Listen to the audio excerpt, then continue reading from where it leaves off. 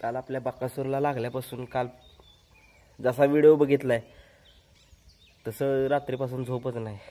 कारण तुम्ही बघितलं काल बकासूरनं आपल्या सेमीला पायाला सेमी पळून आल्यानंतर फायनलला ज्यावेळेस पळायला गेला त्यावेळेस लंगडत होता. पण त्या 3 पायावरती त्या देवानं फायनलला 2रा नंबर काढला. काय कुणाची नजर लागली त्याला बसता पण येईना, उभं पण राहता येईना झाले.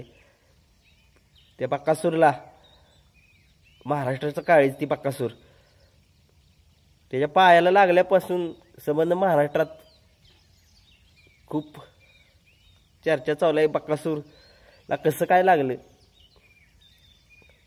काय समजत नाहीये. लवकर बरा हो बकासूर.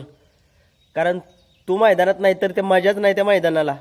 कारण सगळ्यांचा लाडका आहे रे तू बक्या.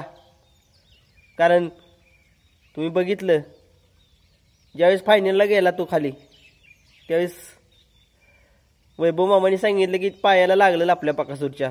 परंतु त्यांना वाटलं चालेल तो पळेल, परंतु तो पळाला.